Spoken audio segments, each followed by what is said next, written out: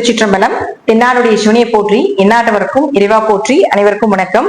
தனுசு ராசிக்குண்டான ஜூலை மாத பலனை பத்தி நம்ம பார்க்கலாம். தனுசு ராசி அதிபதியை குரு பார்க்கிறார். அதாவது உங்க ராசியை குரு பார்க்குது. எப்பவுமே குருவுக்கு ஒரு விஷயம் என்னன்னு பாத்தீங்கன்னா, 5ஆம் பார்வை, 7ஆம் பார்வை, 9ஆம் பார்வை. இதுல 5, 9ஆம் பார்வை அப்படிங்கிறது பெரிய பாதிப்புகளை கொடுக்கறது இல்ல. 7ஆம் பார்வை என்ன பண்ணும்னா சமசப்தம பார்வைன்னு சொல்லுவோம். இது ஒரு பிரச்சனைக்கு அப்புறம் ஒரு தீர்வு, ஒரு பிரச்சனைக்கு அப்புறம் ஒரு மகிழ்ச்சி, ஒரு எஃபோர்ட்டுக்கு அப்புறம் ஒரு வெற்றி அப்படிங்கிறத ஏற்படுத்தி கொடுக்கும். ஆனா கொஞ்சம் பொறுமையா தனுசு ராசிக்காரர்கள் கடந்து கொண்டு போக வேண்டும். அடுத்தது பாருங்க, உங்களுக்கு ராசி அதிபதியும் 4ஆம் அதிபதி குருவாகி 7 இருக்கும்போது எப்படி இந்த வருடங்கள் உங்களுக்கு பண வரவு, வீடு மனை சொத்துக்கள், ஒரு இடமாற்றங்கள், திருமணம் சார்ந்த விஷயங்கள், இதெல்லாம் சக்சஸ் கொடுத்தே ஆகணும் அப்படிங்கிறது குருவுக்கு விதிக்கப்பட்ட ஒரு விதி. அடுத்தது சனி என்ன பண்றாரு அப்படின்னு பாத்துட்டீங்கன்னா 2, 3 குடையவர். இந்த மாதம் சனி பகவான் 13ஆம் தேதி வக்ரமாகிறார். அதுவும் நவம்பர் மாதம் 28ஆம் தேதி வரைக்கும். அப்போ இந்த 2, 3 குடையர் வக்ரம் ஆகிறார் அப்படின்னா உங்க ஜாதத்துல சனி வக்ரமானு பாருங்க.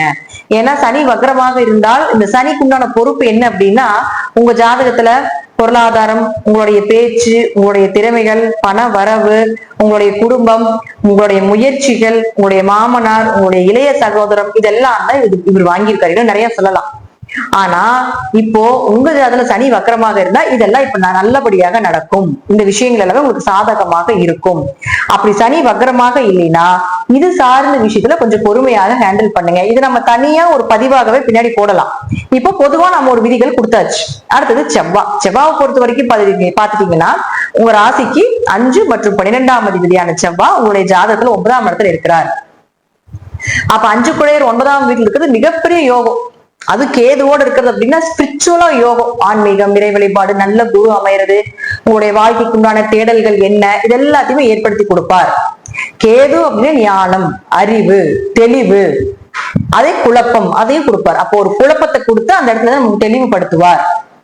இப்போ இந்த செவ்வாய் யாரும் உங்க ஜாதகத்துல 5, 12 குடையவர். அப்போ குழந்தைகள் சார்ந்த விஷயம், குடும்பம் சார்ந்த விஷயங்கள், அதிர்ஷ்டங்கள் சார்ந்த விஷயங்கள், 12ஆம் இடங்கிறது விரயம் சார்ந்த விஷயங்கள், 12ஆம் இடங்கிறது அயன சயன போகஸ்தானம், தூக்கம் சார்ந்த விஷயங்கள், கணவன் மனைவிக்குள்ள இருக்கக்கூடிய அந்யூன்யங்கள், இது எல்லாமே உங்களுக்கு செவ்வாய் தான் கொடுக்க போகிறார்.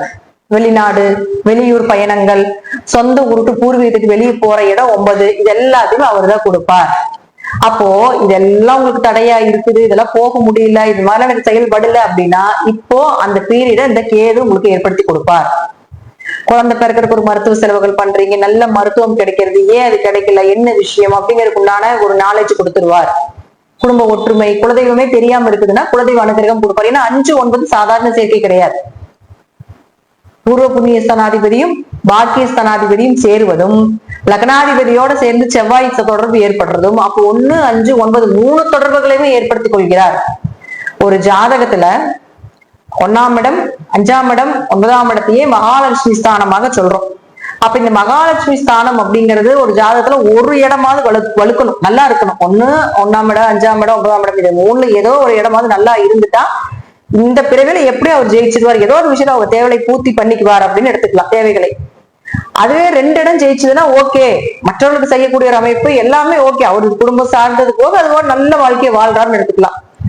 3 பேரும் சேர்றாரு, 3 இடமும் தொடர்பு ஏற்படுது அப்படின்னா நல்ல ஆன்மா, முற்பில் நல்ல புண்ணியம் பண்ணவங்க, தனக்கு தன்னை மீறினவங்களுக்கு, அதே போல இந்த இயற்கைக்கு சுற்றுப்புறம் இருக்கக்கூடிய எல்லாருக்குமே ஒரு தானம், தர்மம், தைரியம் இதெல்லாம் கொடுக்கக்கூடிய அமைப்பை கொடுத்துரும். அந்த அளவுக்கு கடவுள் இவர்களுக்கு, பிரபஞ்சங்களுக்கு எல்லாமே அள்ளி கொடுக்குங்கிறது அமைப்பு. இப்போ தனுசுக்கு அதுதான் நடக்க போகுது. இப்போ லக்னாதிபதி பாக்குறார் உங்களுடைய தனுசு லக்னத்துக்கு எடுத்துக்கலாம், தனுசு ராசிக்கும் எடுத்துக்கலாம். 5ஆம் அதிபதி தொடர்பு, 9ஆம் அதிபதியும் தொடர்பு குருவோட. அப்ப எப்படி இருக்கு உங்களுக்கு 1, 5, 9, 1ஆம் அதிபதி குரு, 5ஆம் அதிபதி செவ்வாய், 9ஆம் அதிபதி உங்களுக்கு சூரியன். ஆனால் 9ஆம் இடத்துல குரு தொடர்பு. அப்ப இது எல்லாமே தொடர்பை ஏற்படுத்திக் கொள்ளும் பொழுது ஸ்பிரிச்சுவலாக, இயற்கையாகவே பெயர் புகழ் மதிப்பு, ஒரு நல்ல விஷயங்கள் செய்யறது, ஒரு தீர்த்த யாத்திரை போறது, இயற்கையை அனுபவிக்கிறது, இது போல ஒரு ஆன்மீகம் சார்ந்த விஷயத்துல, ஒரு வசதிகள் சார்ந்த விஷயத்துல நல்ல நிலைமையை கொடுக்கும். அடுத்தது உங்களுக்கு சுக்கிரனை பொறுத்த வரைக்கும் பாத்துட்டீங்கன்னா உங்களுடைய ராசிக்கு 6 மற்றும் 11ஆம் அதிபதியான சுக்கிரன் இயற்கையாகவே 6 6ல இருக்கிறார். 12ஆம் இடத்தை பார்க்கிறார். சுகபோக காரகனாக இருக்கக்கூடிய சுக்கிரன் 12ஆம் இடத்தை பார்க்கிறார். அப்ப பயணங்கள் மூலமாக வெற்றி, வெளிநாடு பயணங்கள் மூலமாக உங்களுக்கு வெற்றி, இம்போர்ட் எக்ஸ்போர்ட் பிசினஸ் பண்றதுனால நல்ல லாபங்கள், அல்ல அதை சார்ந்த ஒரு விஷயத்தை கொண்டு போகிறப்ப உங்களுக்கு லாபங்கள், அதற்குண்டான ஏதாவது முயற்சிகள் செய்யறதுக்குண்டான வாய்ப்பு. ஏன்னா அவர் 11ஆம் அதிபதி ஆகிறார் இல்லையா சுக்கிரன். கடன் அடைக்கிறது, நல்ல மருத்துவர் தேர்ந்தெடுக்கிறது, நல்ல மருந்துகள் கொடுப்பது கிடைப்பது நமக்கு. 6னா வழக்கு, எப்பேற்பட்ட எதிரியா இருந்தாலும் இந்த டைம்ல நீங்க கேஸ் போட்டீங்கன்னா உங்க பக்கம் அது சாதகமாக வருவது. 6ஆம் இடம் அப்படிங்கிறது கடன், நோய், வழக்கு, கவர்மெண்ட் எக்ஸாம் எழுதுறது, இதெல்லாம் 6ஆம் இடம் தான். அப்ப அதெல்லாம் சக்சஸ் ஆகுறது, அதற்கான ப்ராசஸ் எல்லாம் நடக்கிறது, இதெல்லாமே ஏற்படுத்தி கொடுத்து விடுவார். அடுத்தது 7ஆம் இடம். 7ஆம் இடத்து அதிபதியான புதன் அப்படின்னு சொல்லக்கூடியவர் 8ஆம் வீட்டுக்கு போகிறார். அதே போல 9ஆம் அதிபதியோடு சேர்க்கையாகிறார். இத்தனை நாள் சூரியனும் குருவும் சேர்ந்து உங்களுக்கு இதே இடத்துல 9ஆம் அதிபதியோட சேர்ந்த குரு 16ஆம் தேதி வரைக்கும் உங்களுக்கு சிவராஜ யோகத்தோடையே வேலை செய்வார். சிவராஜ யோகம் அப்படிங்கிறது பெயர், புகழ், மதிப்பு, மரியாதை இதெல்லாமே ஏற்படுத்தி கொடுத்து விடும். அதாவது எந்த மாற்று கருத்தும் கிடையாது. இது உங்க வழி, கணவர் வழி, மனைவி வழி, எல்லா இதுலயுமே உங்களுக்கு யோகம் தான். பட் இருப்பினும் அடுத்து சூரியன் வந்து அதாவது 16ஆம் தேதிக்கு மேல 8ஆம் வீட்டுக்கு வருகிறார். இந்த 8ஆம் வீட்டுக்கு வரும்பொழுது 18ஆம் தேதி புதன் வக்ரம் ஆகிறார். அப்ப புதன் வக்ரம் ஆகக்கூடிய காலகட்டங்கள் ஆகஸ்ட் மாதம் 11ஆம் தேதி வரைக்கும் வக்ரம் தான். அப்போ உங்க ஜாதகத்துல புதன் வக்ரமாக இருந்தால் கொஞ்சம் திருமணம் சார்ந்த விஷயங்கள் கை போடுறது, தொழில ஒரு வளர்ச்சி, தொழில இன்வெஸ்ட்மெண்ட் போட்டு பண்றது, ஜாதக ரீதியாக தசாப்திகள் நல்லா இருந்தா அதெல்லாம் சக்சஸ் ஆகி வரும். ஒருவேளை புதன் வக்ரமாக இல்லைன்னா தொழில இன்வெஸ்ட்மெண்ட் பண்ணாதீங்க. குடும்பம் சார்ந்த, மனைவி சார்ந்த, கணவர் சார்ந்த விஷயத்துல, அதே போல கணவர் மனைவி குடும்பம் சார்ந்த விஷயத்துல, அவங்க அப்பா அம்மா சார்ந்த, மாமனார் மாமியார் சார்ந்த விஷயத்துல ரொம்ப கவனமா இருங்க.